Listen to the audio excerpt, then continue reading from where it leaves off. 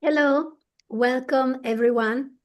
On behalf of Religions for Peace, the World Council of Churches, and Arigato International, welcome for this dialogue. Thank you for joining us today. And allow me to hand over to our moderator today, Rabbi Diana Gerson.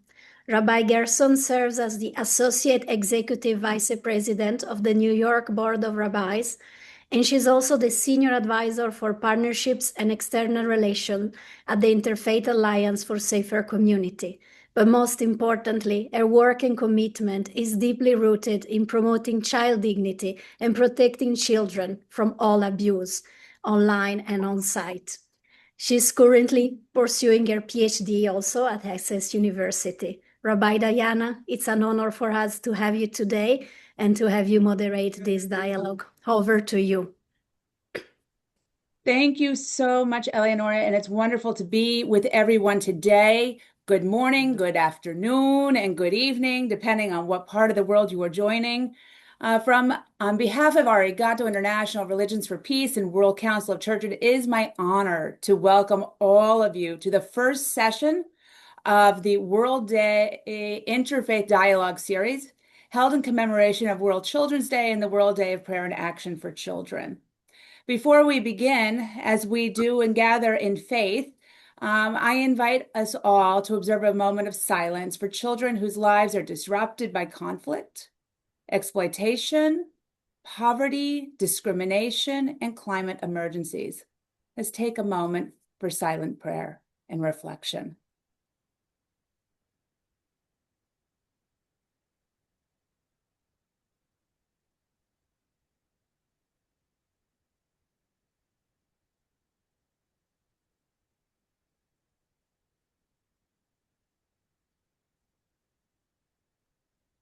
Thank you all.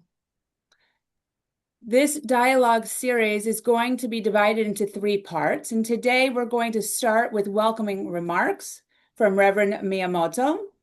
Reverend Miyamoto is the president of Arigato International, a global organization rooted in the interfaith tradition of Miyoshikai, dedicated to the advancing of children's rights and overall well-being worldwide. He has been a leader in fostering interfaith cooperation for more than 20 years and acts as a supporter of ethics education, child protection, and interreligious solidarity. His leadership has influenced many initiatives through Arigato International, including the Global Network of Religions for Children, the GNRC, and Child Poverty, the Ethics Education Initiative, and Prayer and Action for Children. We are most grateful for his vision and his commitment. I will now call upon Ms. Eleonora Mora, who we've already heard from, Arigato International's Director of Partnerships, who will now read the welcome remarks on behalf of Reverend Miyamoto, President of Arigato. Distinguished faith leaders, dear friends, on behalf of Arigato International, Religions for Peace, and the World Council of Churches, I would like to express my sincere appreciation to all of you for joining this first session of the World Day Interfaith Dialogue Series. It is a great honor to offer these opening remarks as a co-convener of this meaningful initiative as we come together across faiths and regions in a spirit of shared responsibility and dialogue. We gather at a time marked not only by multiple global crises, but also by deep division, antagonism, and insecurity spanning every level of our societies. Armed conflict, various forms of violence, persistent poverty, forced displacement, and the worsening impact of climate change continue to devastate communities around the world. In all of these, children are the most effective. Their rights and dignity, sacred and non-negotiable, are the first to be denied and the last to be restored. It is an ethical crisis that the dignity of children is being so gravely jeopardized.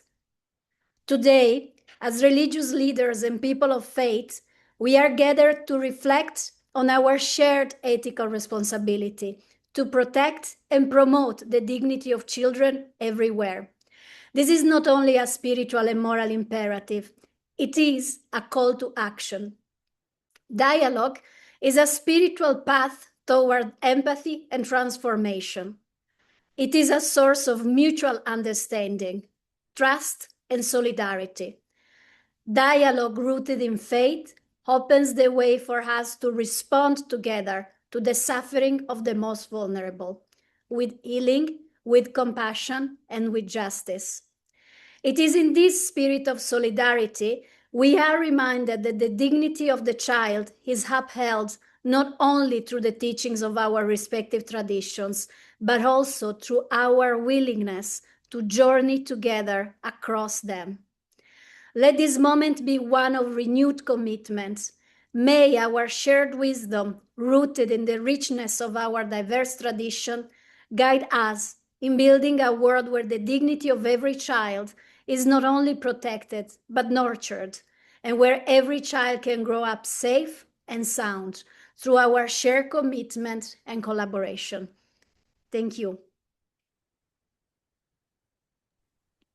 Thank you so much. As I now feel very centered on our purpose here today, I'm going to welcome Dr. Kezavino Aram, dear friend, colleague, mentor to so many, including myself. Dr. Aram is president of Shanti Ashram, and she is one of the world's leading figures in bridging faith, public health, peace building, and child well-being. Dr. Aram currently serves as president of Shanti Ashram, an organization founded on Gandhi's vision of Sarvodaya, progress for all, and she is the founder of the International Center for Child and Public Health, which combines primary care with global public health and innovation and serves over 100,000 vulnerable children in India. Her groundbreaking work has influenced national child health policy in India and inspired international frameworks for interfaith cooperation. Dr. Aram, thank you for your leadership and for your keynote today. We look forward to learning from you and with you today. Thank you, Rabbi Gerson. It's always a joy to be in the company of people who think about the well-being of children. We do so not only for our children, we do so because we are invested in the way that we want to shape our society. This whole month, November, is a very, very special month for us in India. The 14th of November is the National Children's Day in India. And the 20th of November, we celebrate across the world a day that brought in the Convention on the Rights of the Child. And I am particularly grateful to the co-conveners of this Interfaith Dialogue series, Arigato International, which has a very, very deep and profound focus on children, and Religions for Peace, which in 1990 brought the world's religions together. In fact, they said, world's religions for world's children. Allow me to speak from my heart because I know so many of you gathered from every continent of the world are already working with children. To you, science is not new. To you, the power of compassion is not new. To you, the call to action is not new. To you, the well being of children is not new. Then, what would I add in these keynote remarks? When Miss Lily and Miss Ornella wrote to me, I was thinking, what is it that I can add to the conversation here? My mind ran, and I would like to build this keynote address on two aspects of our work for children that I think will advance our abilities, our responsibilities to protect the child, but also to advance the dignity, the shared dignity of all human beings. And that is going inwards, looking inwards into the roots of our commitment and faith. And here is where I lift the words of Mahatma Gandhi. He said, everyone says means justifies ends. Means, after all, is the final metric with which you measure impact or success, even failure. But I have to say, means cannot justify, ends cannot justify means. Means are an end in themselves. And this is the first thought that I want to bring to you. In an ever busy world, in a world where people scramble for time, deadlines are the order of the day, in this dialogue, may we find the rationale, to find the space to think about what we do and how we do. This is pertinent when it comes to children. I was just reading a series of case studies from Shanti Ashram, in fact, of 23-year-old Ajit, who was part of our HIV program. And in that case study, I read two sentences from him. The first, he said, I did not want to lose anyone in my childhood. Having experienced HIV in the intimate circle of his own family, he knew what death was. He knew what displacement was. And he knew what disruption of everyday life was. So for a young child to cry out and say, I do not want to lose anyone, it is a reminder of what we all aspire for in love. We aspire for acceptance. We aspire for love. We also aspire to grow in that love. So, in this edifice of finding time to reflect on the means that we adopt to discharge our duty in creating not only a safer world, but to model ourselves as a caring, as a responsible human family, we will have to look at what drives our own thinking, our own moral compass to means. And here I think for this evening, I'm going to use another quote of Mahatma Gandhi, where he said, faith does not admit of telling alone. It has to be lived for it to be truly believed. And here is then the source for action. These are the two elements that I want to elaborate in my keynote address. One, the scarce space, the diminishing space that we have to think deeply about means, whether it is ensuring the survival rights of children. In fact, an image that always stays with me is from the work at Arigato International. We had this poster on child rights, and on the survival rights, the six survival rights, on the very top was love, the right to love, and the right to equality, intangibles, quickly put alongside the rights to food, to nutrition, to education, but also to play. Now, this will require not just a unidimensional thinking of means, but a multidimensional approach to ensuring that our means truly create the space to think about how we will protect our children. Love requires a deeper understanding of the presence of the child in our midst. Equality, as was said in the beginning by Eleonora, this dimension of justice that we speak about. This dimension of justice is not limited to just equality. It is extended to equity. It is extended to questioning of transgenerational problems. In fact, Miyamoto sensei, when he spoke about persistent poverty, I often think, how can the world not convene itself to address one of the most persistent problems? And hear me loud and clear, in the midst of abundance. So, friends, during this Interfaith Dialogue series, I hope we will step back and look at the means we adopt in first understanding our responsibility, in understanding how we can present our thoughts about responsibility, but also how we can live our responsibility. And here, therefore, is the basis, the edifice for collective action. At Religions for Peace, we often hear and we often say different faiths, common action. But when there is diversity, when different religious traditions come together, how is it that we can end up with consensus, but also with commitment and collaboration for common action? Here is where you find meaning in dialogue. Of course, dialogue, not just in the way we do, we meet, we listen, we think, we look at what is the problem, but dialogue also as a way of everyday life. Those of us who work with children know our ears have to be on the ground and our ears have to be at the policy table at the same time.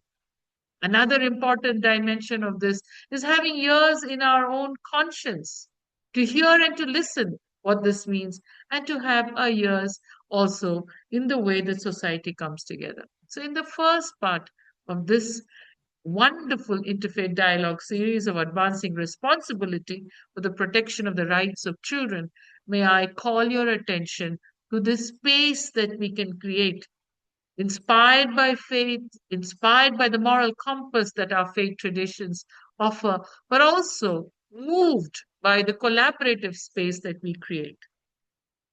The second, therefore, is if we move from means to dialogue, understanding there is diversity, but also eliciting for us the framework of unity amidst this diversity, dignity of every human being is then articulated and visualized. Over the last 5 decades, we have seen the understanding of working for and with children evolve.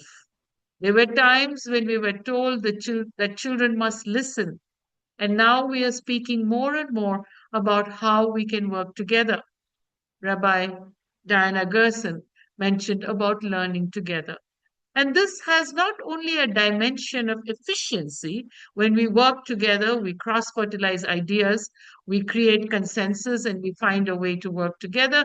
But this also means a departure, an unlearning of ineffective ways. This is not easy, let me tell you, whether it is at home with just 2 or 3 children, or it is in a school or in a hospital, or even in larger numbers in society. This requires careful preparedness. And this is where I find that this interfaith dialogue series is a way in which we prepare for that collective action. We look at where we have to grow, we look at where we have to learn, we also look at how we can find complementing resources together.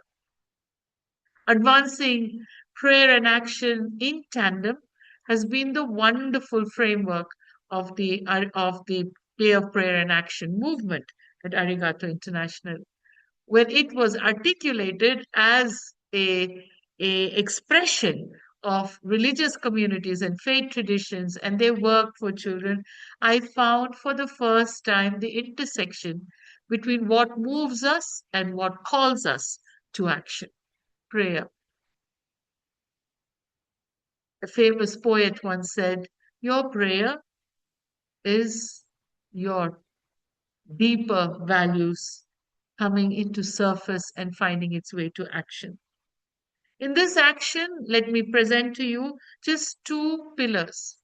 One, in the post-COVID world, to look at how we can advance this in a microcosm at the local level. It could be a city, a neighborhood, a community, a village. Because strengthened by that work at the local level, we also find a dynamic flow of experience going into global work. And the same holds good to global movements. When we work together and have an opportunity to look at the big picture, we can find a way to carry it back to our communities to truly see if this works or not. And the 2 areas I think that has to be advanced when it comes to action. One is when the world still has so many children living in poverty. We will remember the statistics from the COVID pandemic. Out of the 2 billion children, 1.5 billion children were affected one way or the other. That was not too long ago. More children fell into poverty. More children were displaced because of war and conflict. In the midst of this, we will have to see how fundamental action for children, concrete action for children goes on. Here we all find voice, but we all find the call to action.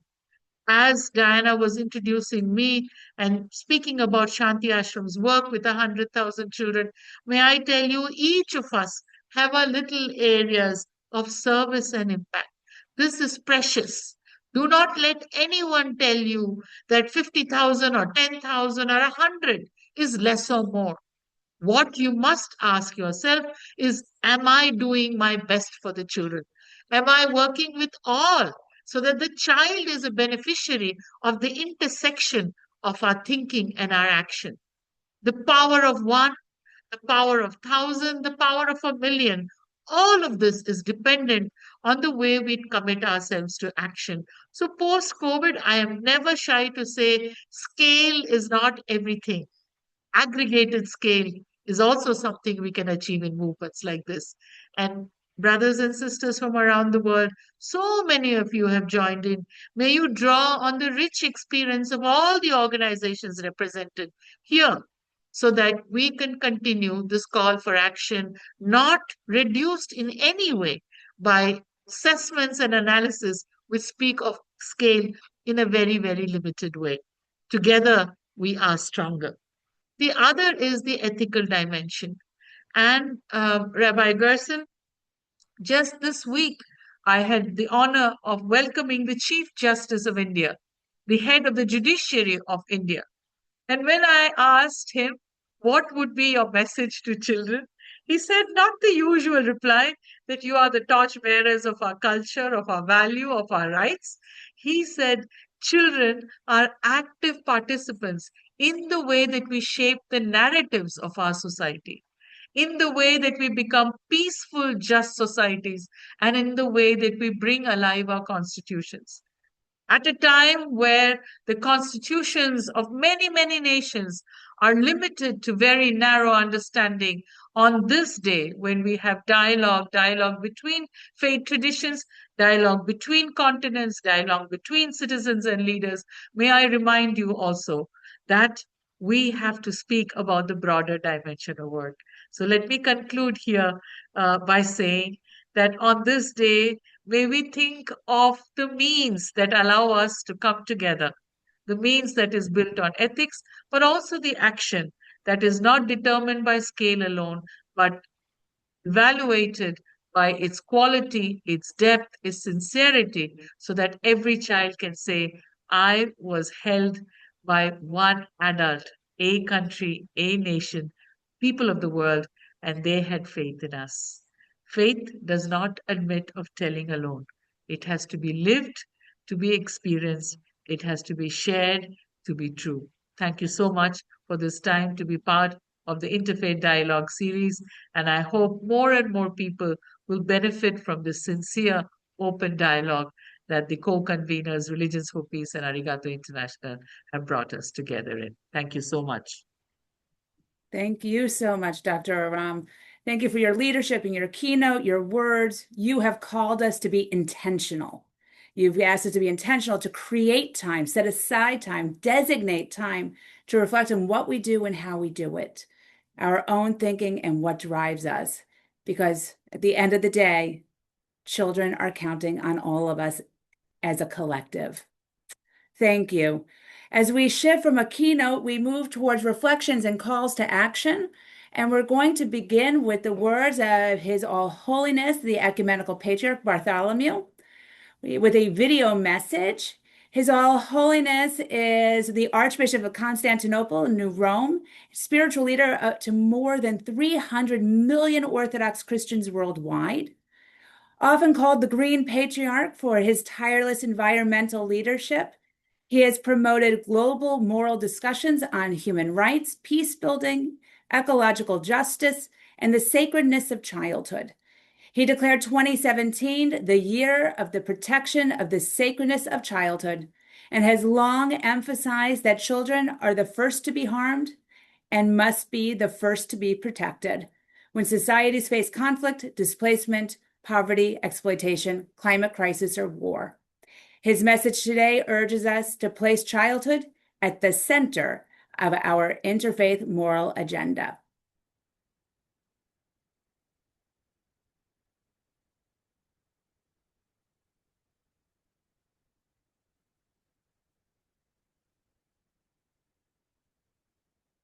Distinguished leaders of faith and civil society, esteemed organizers and representatives of the World Council of Churches, Arigato International and Religions for Peace, Beloved participants,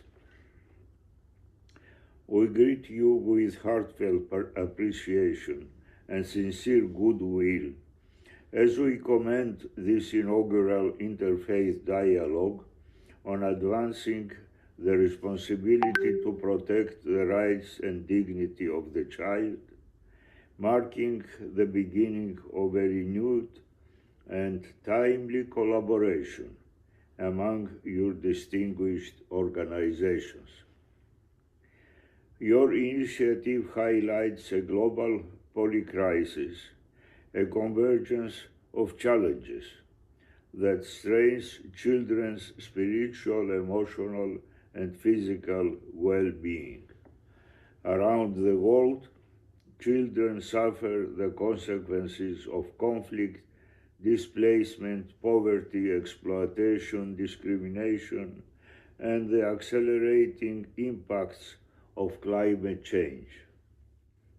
Too many experience the loss of autonomy, safety, purity, creativity, and identity, wounds that diminish the innocence and wonder of their being.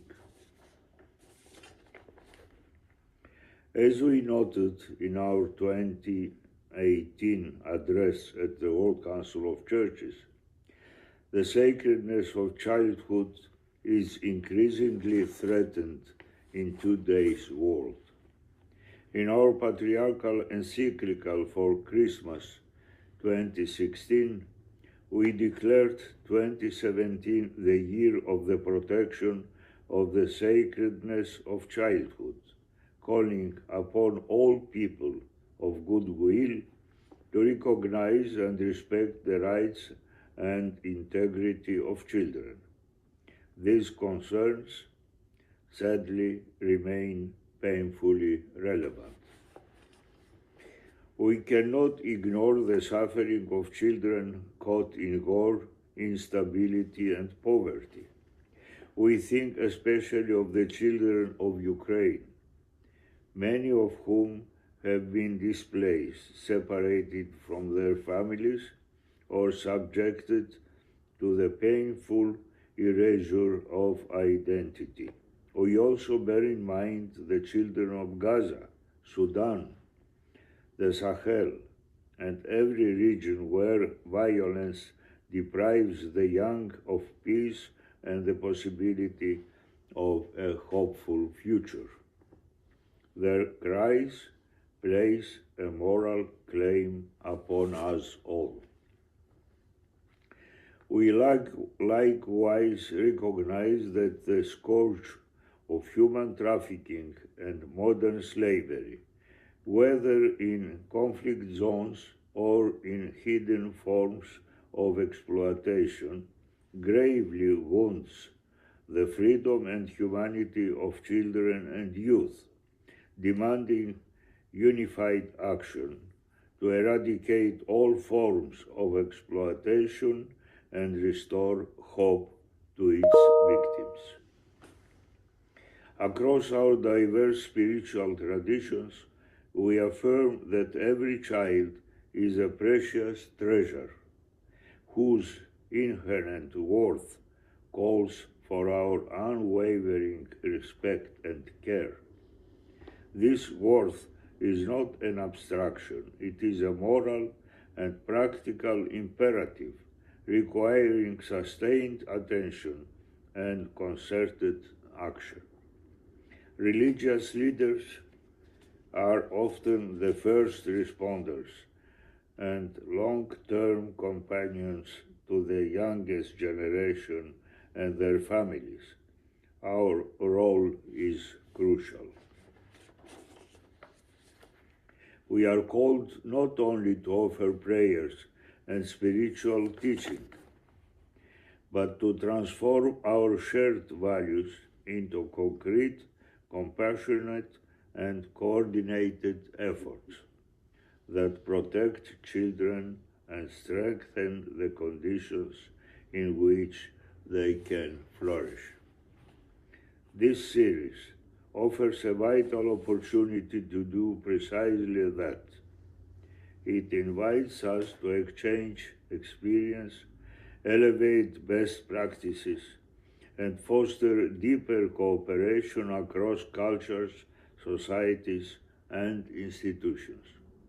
It also builds on the commitments expressed at the Sixth Forum of the Global Network of Religions for Children, which called on faith communities to answer the call of the child with renewed dedication. Beloved friends, let this gathering strengthen our resolve to ensure that children are protected from violence, that they have access to education, healthy nutrition, safety, and opportunity, and that they grow in communities that honor their individuality, nurture their potential, and safeguard the innocence and wonder that make childhood sacred. In this spirit, we humbly propose that the protection of childhood in all its sacredness and fragility become a central and enduring topic of interfaith dialogue, uniting our religious traditions in a shared moral commitment to defend the young and promote their flourishing. In joining our prayers with yours, we hope this initiative will bear abundant fruit for the children of our world, who remain our greatest source of hope. Thank you.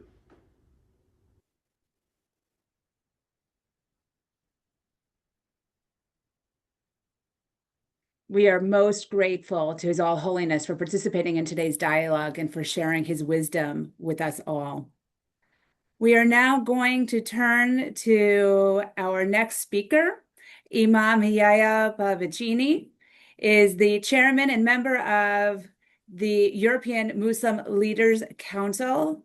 Is it pronounced ULEMA? Yes. Bravo. We are pleased to welcome Imam Yahya, one of Europe's most respected Muslim leaders and a trusted bridge builder across religious traditions. Imam, you have also served as the senior leader of Chorus, the Islamic religious community of Italy. He is an international advisor on Islamic theology, intercultural dialogue, and countering extremism. He has advised governments, UN bodies, and civil society partners on the role of Islamic ethics in peace building, youth development, integration, and the protection of vulnerable communities, including children exposed to environmental, digital, and social threats. His insights today draw from decades of work in strengthening social cohesion, compassionate governance, and interfaith solidarity. Thank you so much for being with us. We are most honored. Thank you. Thank you very much for this introduction and also for such inspiring speeches before my contribution. I like to thank Arigato International, Religions for Peace, and the World Council of Churches for this kind invitation, but also for organizing such an important shared talk with the interreligious cooperation dimension. To go to the point, according to the Islamic doctrine on childhood, I like to very briefly make some reference from the Holy Quran, where actually it is taught how youth, how children are so relevant naturally in our development in life, and how the value of childhood is so important for different fields and responsibilities. For instance, two first examples would go to the relation between Jacob and Joseph, and unfortunately also the complexity and the negative relation between Joseph and his brothers. Because during Joseph's childhood, when he was young, on one side he received a very inspired education from his father, the prophet Jacob, but on the other side, this so-called privilege, which was a holy education, in somehow inspired some jealousy, or some brothers would envy a so-called special love between the father and the son, between Prophet Jacob and Prophet Joseph. And again, going forward with this story in the Quran, which gives also the name to one of the best chapters of the Holy Quran, the story of Joseph, we see how the youth of Prophet Joseph needs to manage challenges, also not only with his brothers, but also with the governors of his time, and also with the relation between men and women. So all these three fields can inspire the added value of how the education of a wise child can actually provide a solution to help good relations with his parents, with his brothers, with governors, politicians, and also with the future development of his inner and personal development. And a very similar situation we find also with the story, of course, of the family of Abraham, with his two child Ismail and Isaac. And again, there is this family relation with mothers, with the father, and with the development of challenges in life that eventually, for what concerns one of the pillars of the history between Abraham and Ismail, leads for Muslim believers to the establishment of the temple or center or spiritual center of Mecca, where Muslims are in somehow invited to offer their daily prayers to the house of the Almighty and only God. So the spiritual and ritual dimension is closely connected to the educational dimension, to the unity in diversity of generations, and also of a sacredness of family and of duties and relations between generations. And this is only to express two first examples in terms of prophets and family of prophets. But again, the Quran goes on with also the history of Mary and his son Jesus, which is a very special relation again of a holy young lady and of a child as Jesus that protects and honors his mother by some accusations that are not consistent with her dignity and with her holiness and with her role as a woman and as a mother, giving birth to this special man and a very special prophet, even for the Islamic tradition, which is Jesus. So this gives us in somehow, through prophecy, through the family's relation, a relevance of the symbolic role of youth, of childhood, in terms of holiness. Then we have another kind of inspirational teachings in the Holy Quran, which are child or that are not connected with prophecy, but it's a question of holiness of youth. And this is very interesting because in another chapter of the Holy Quran called the chapter of the cave, you have two different examples of a child. One is actually an assistant to the prophet Moses, and he is actually a very inspirational young men serving in somehow the search for knowledge of Prophet Moses, and in somehow facilitating the meeting of Prophet Moses with a very wise eternal figure that is something that goes beyond the level of prophecy. So you see that through the innocence and the purity of a young child, you find not only the relation with prophecy, but also the way to approach true sacred knowledge. And this sacred knowledge is also the example of seven young persons who, according to the Holy Quran, in this chapter of the cave, are in somehow protected by the tyranny and the decadence of their times. And they are protected because they are consistent with their faith and with their religion. And they're protected in a very special cave where after a certain period they will eventually go out from the cave and try to express the holiness of their consistent identity as youth, as children that have kept their purity and their sensitivity for a spiritual dimension or a sacred dimension of life.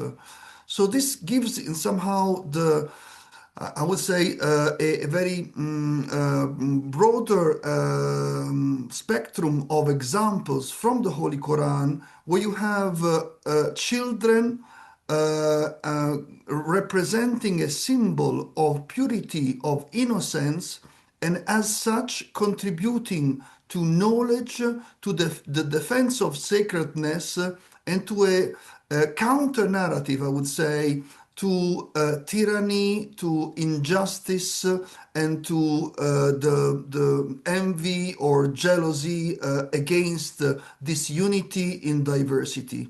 So I think that this, at the end, provides us several outcomes in terms of inspirational points, or even coming from the Holy Quran, which is to respect even not only the family which are within the Islamic tradition, but all believers and all citizens and all creatures, all children, male and female, need to be protected as a symbol and as a human being with its dignity and with its duty to develop this education and to share with elders and with future generations this link between eternity, between innocence, but also between the sacredness of a universal dimension and the specific context of our each family.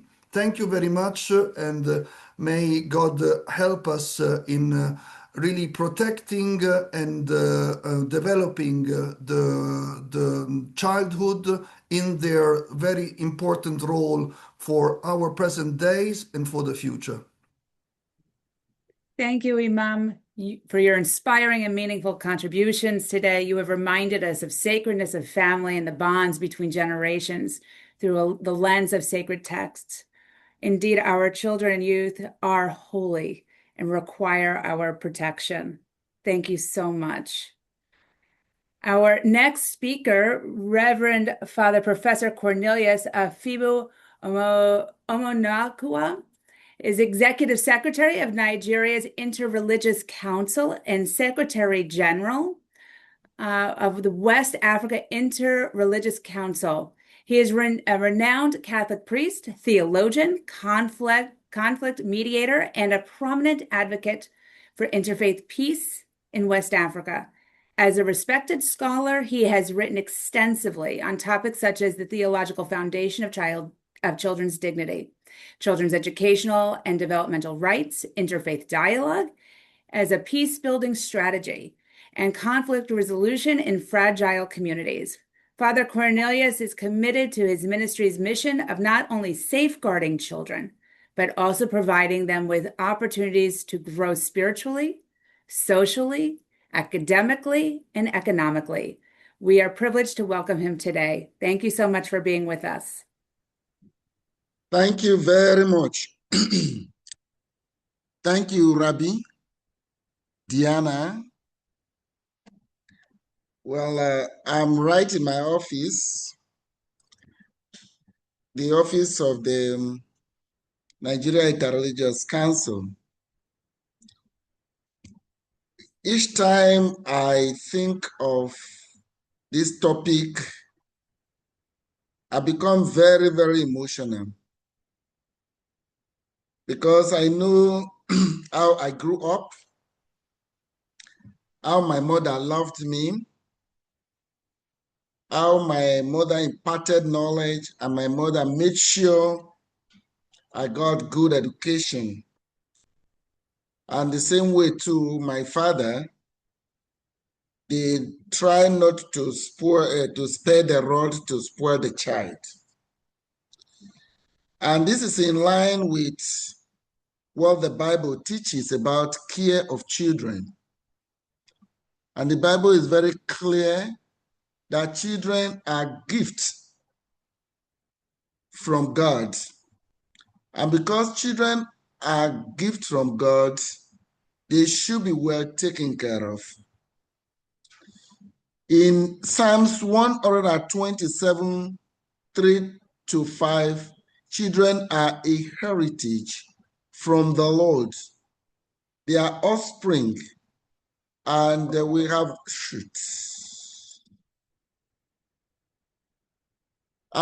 this adage that no matter what you think you can do to a child, you should try not to do it to an adult, because you never know what a child would turn out to be tomorrow.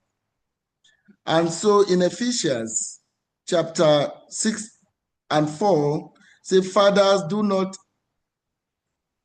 drive the child to desperation. Your children, you should bring them up in the training and instruction of the Lord. There's a lot the Bible has said about the child, and our last speaker just talked about what the Quran said about the child.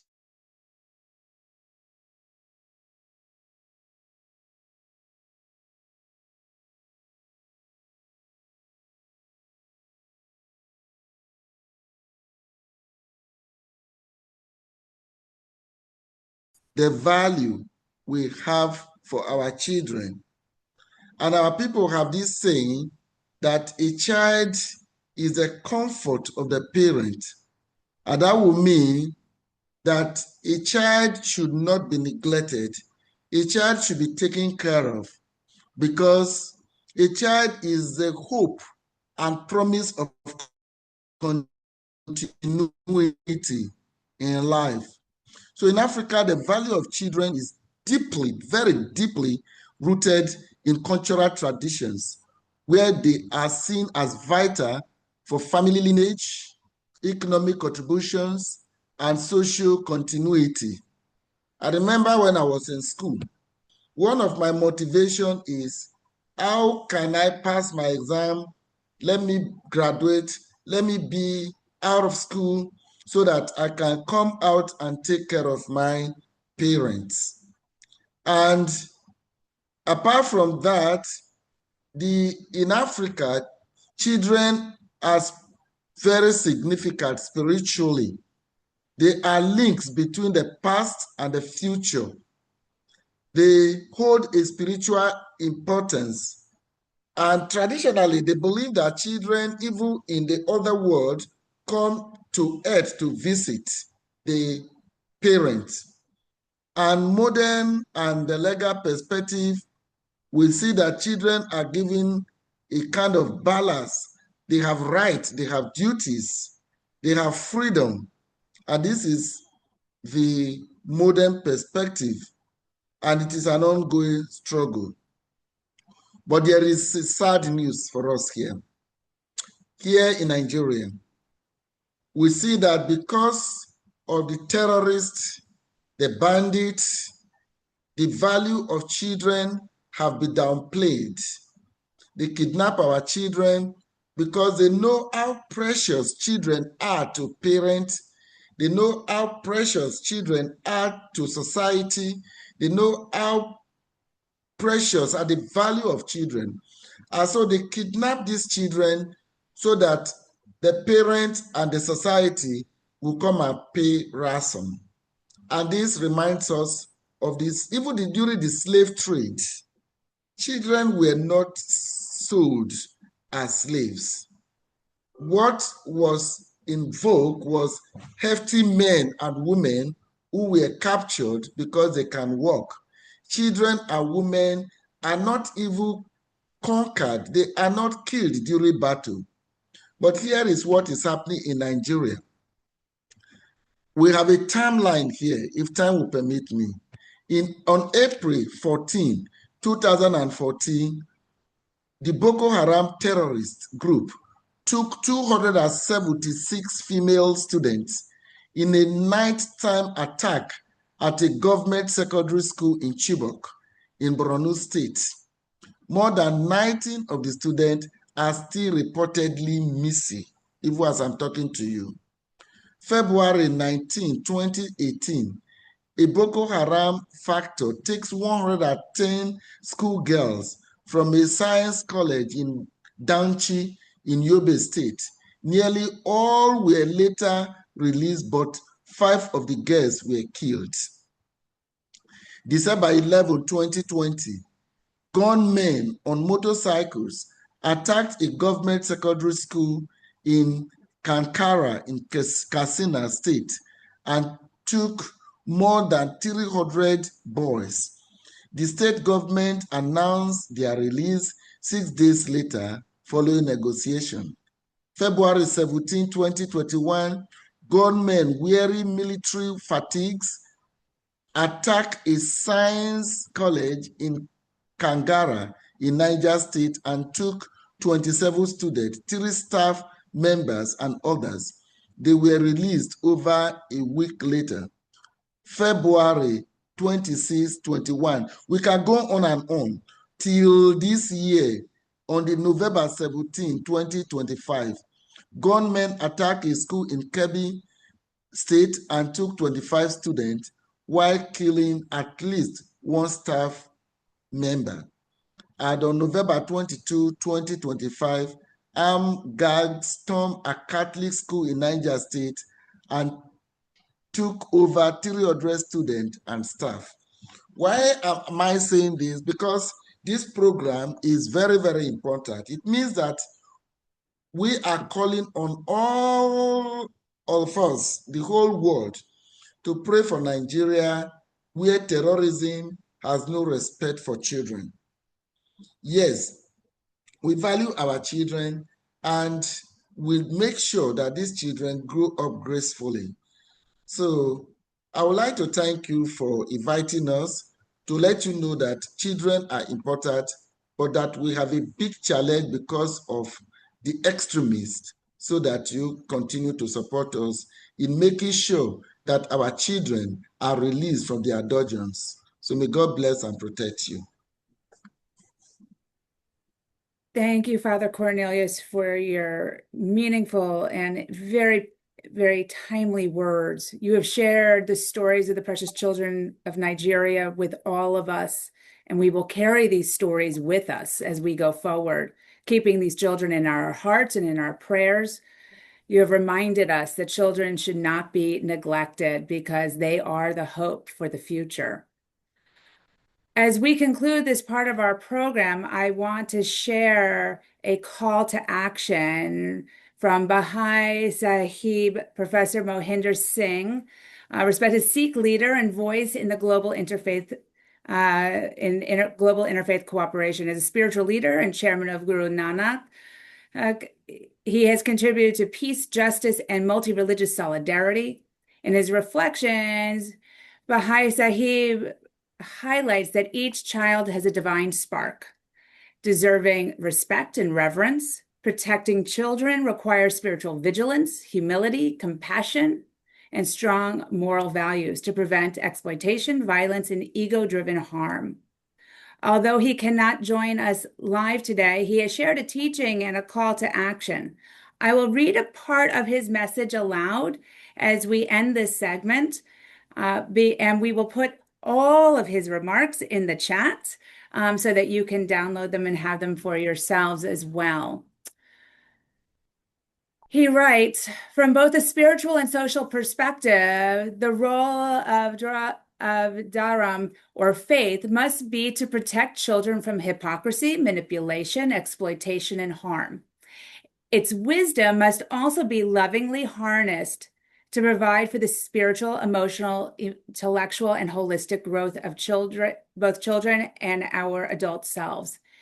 In times of global crisis, faith leaders must not only respond with compassion, but also push the boundaries of thinking, setting moral benchmarks, both in their own communities as well as for governments and institutions, to curtail that which harms and denigrates children whilst supporting their wholesome flourishing.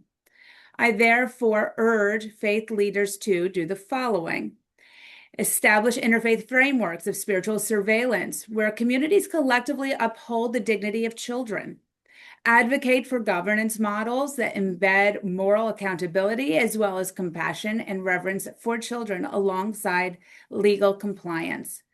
Invest in education that nurtures sanctity of thought, reverence for life, and the capacity for selfless service.